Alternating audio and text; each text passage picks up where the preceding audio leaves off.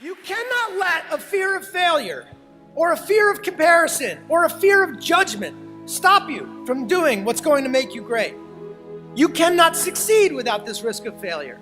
You cannot have a voice without the risk of criticism. And you cannot love without the risk of loss.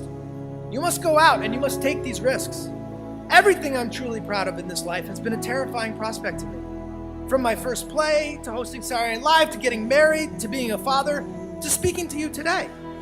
None of it comes easy. And people will tell you to do what makes you happy. But a lot of this has been hard work. And I'm not always happy. And I don't think you should do just what makes you happy. I think you should do what makes you great. Do what's uncomfortable and scary and hard, but pays off in the long run. Be willing to fail. Let yourself fail. Fail in the way, in the place where you would want to fail. Fail, pick yourself up, and fail again. Because without this struggle, what is your success anyway? Look, as best we know it, we have one life. In it, you have to trust your own voice, your own ideas, your honesty, your vulnerability, and through this you will find your way. You do not have to be fearless. Just don't let fear stop you. Live like this as best you can, and I guarantee you will look back on a life well lived. You are capable of greatness in your profession, and more importantly, in your quality of self. Stay hungry. Stay young at heart. Take those risks. You are going to change the world around you in big ways and in small.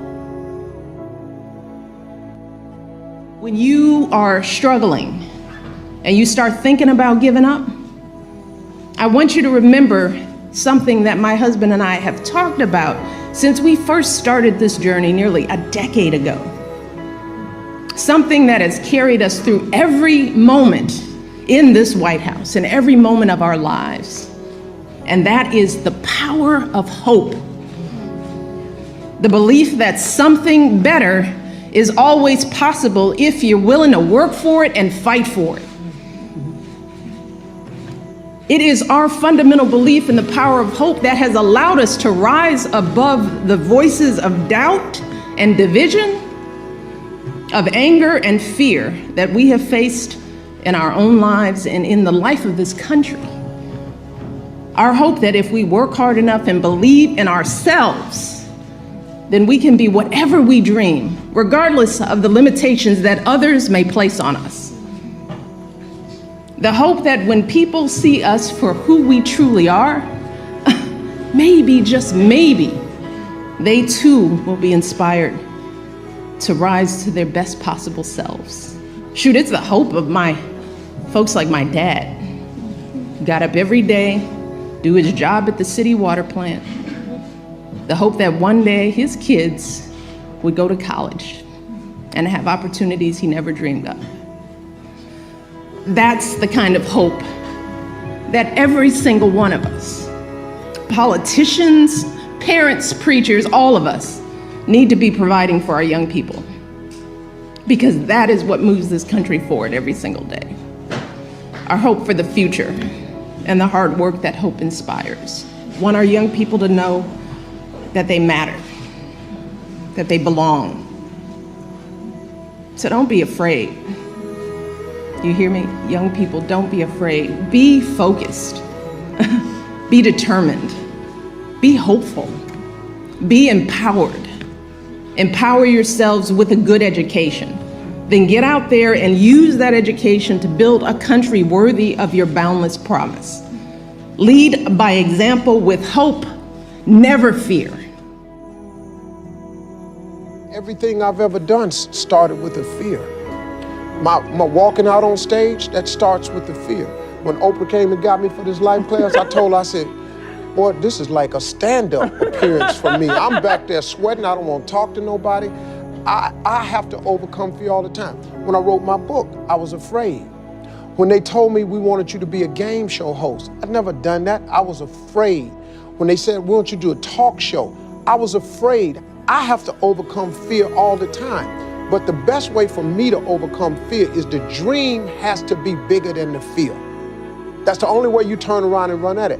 I just want something so great I aim for stuff so big that the dream is bigger than the fear.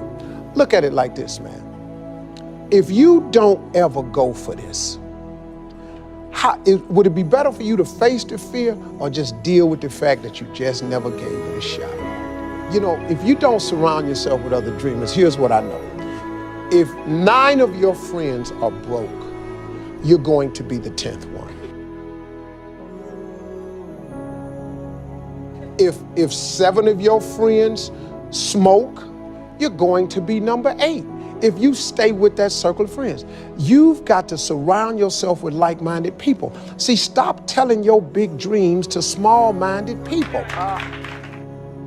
I know how tough it was when I was a kid. You tried to get into 3 colleges. Each time they rejected you.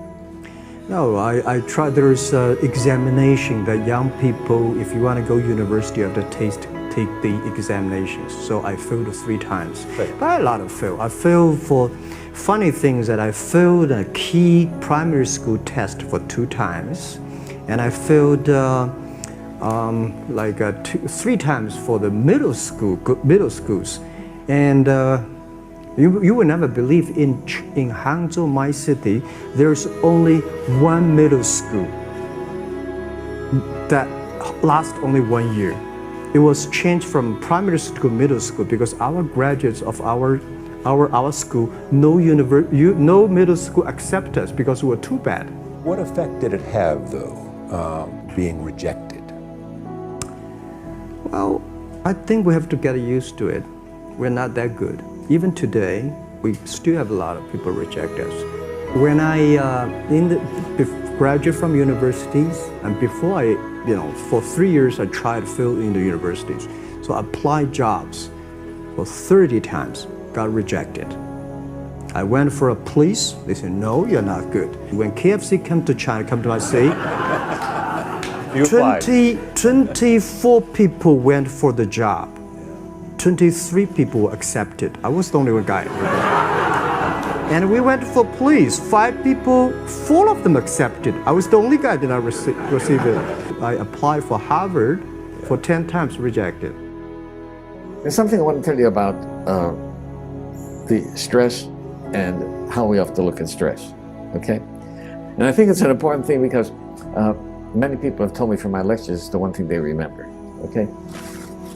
I was sitting in a dentist's office and looked at an article that said, how do lobsters grow? Well, I don't care how lobsters grow, but I was interested in it. And it points out that a lobster is a soft, mushy animal that lives inside of a rigid shell. That rigid shell does not expand. Well, how can the lobster grow? Well, as the lobster grows, that shell becomes very confining. The lobster feels itself under pressure and uncomfortable. It goes under a rock formation to protect itself from predatory fish, casts off the shell, and produces a new one. Well, eventually, that shell becomes very uncomfortable as it grows, right? The lobster repeats this numerous times.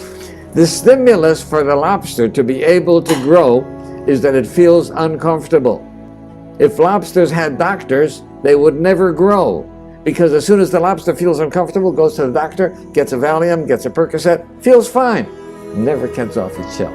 So I think that we have to realize that times of stress are also times that are signals for growth. And if we use adversity properly, we can grow through adversity.